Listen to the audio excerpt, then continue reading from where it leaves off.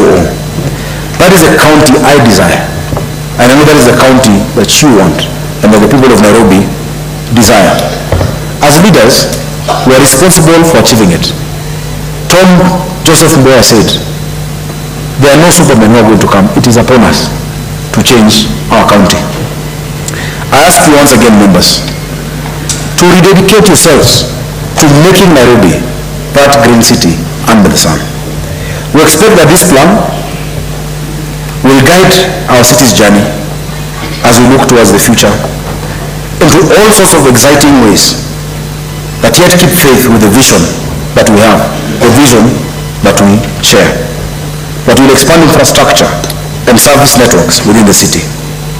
Members, and especially the Committee on Planning, as you consider, Mheshimiwa Palapala, new development guidelines and land use plans for the city, but before this assembly, we brought this before the assembly. Members, we must appreciate the global urbanization trends. We have had a lot of commentary out there about statements that we have made and that we stand by of where the city is going. By the year 2050, which is less than 28 years from now, Nairobi will have at least 10.5 million inhabitants. The SDGs recognize that 65% of the world's population is going to be in urban centers. To avoid urban sprawl, which we have seen in many parts of the world, and its negative concomitant effects, we must rethink and redesign many of our neighborhoods. Our city is 696 square kilometers. It will not expand. We must use the available technology of building to ensure sustainable housing, even as we raise height restrictions in different parts of the city. The city will not expand. We shall not have urban sprawl. Densification is the way to go. We can only go up. However, members, the process of reviewing of these plans, which brings together our urban planners, our resident associations, other professionals, must take these facts into considerations. The provision of water and sanitation remains a key consideration.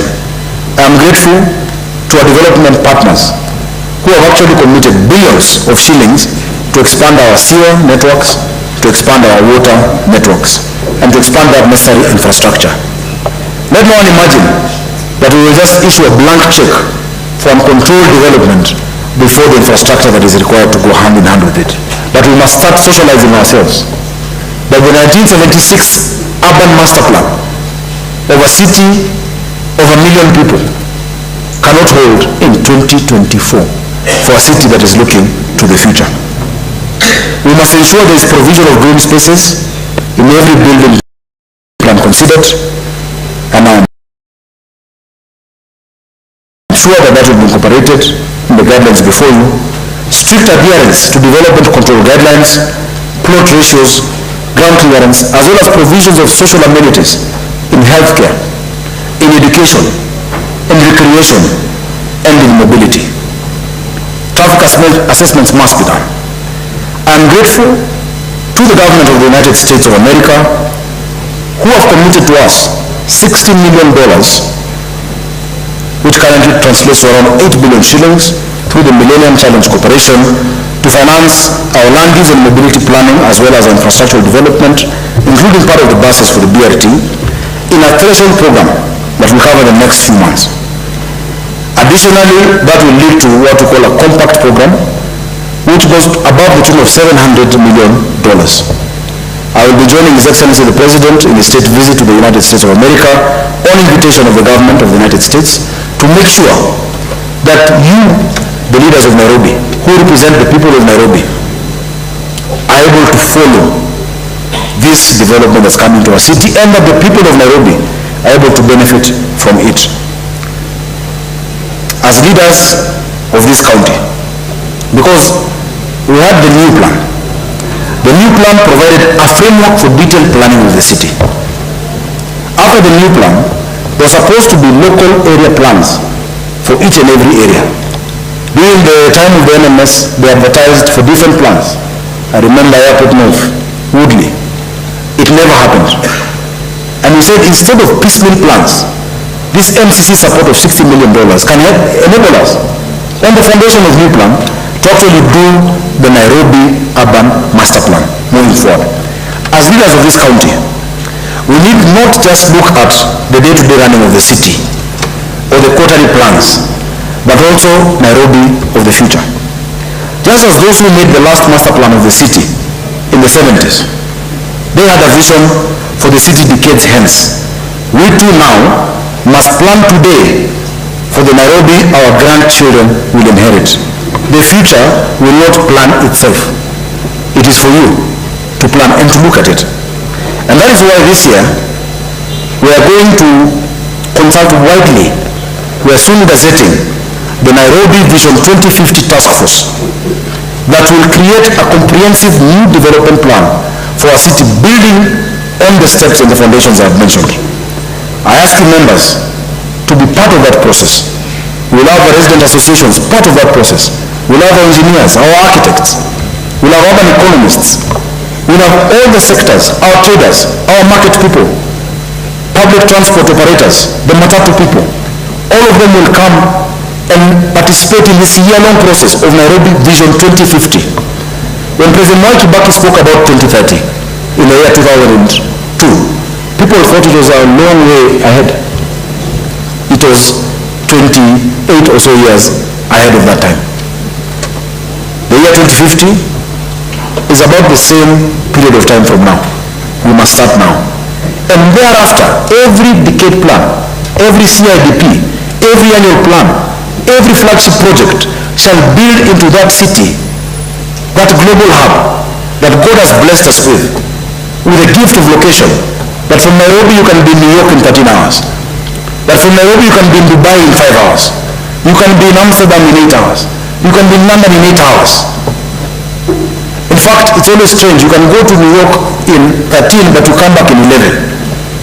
And I thought it's because it is downhill, but there's a good explanation. Because of the rotation of the earth.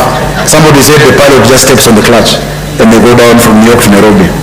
But we cannot have a situation where you're here at the center of the world and get stuck in traffic for 4 hours.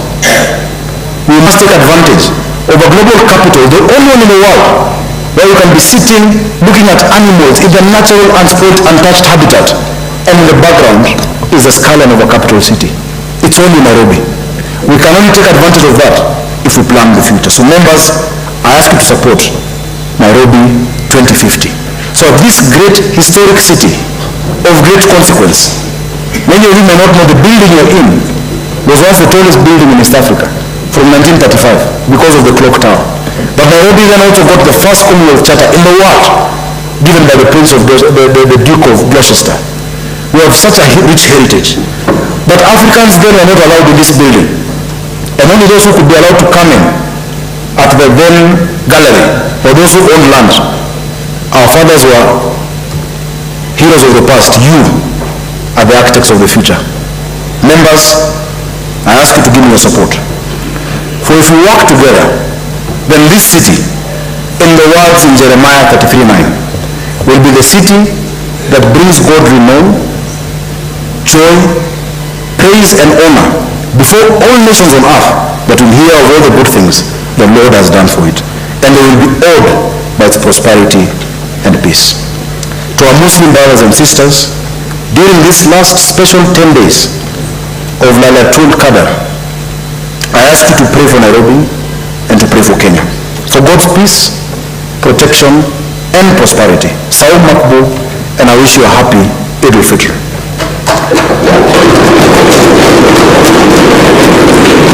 Honorable Speaker, honorable members, ladies and gentlemen, the people of Nairobi, God bless you all. God bless Nairobi. God bless Kenya. Lazima iwak.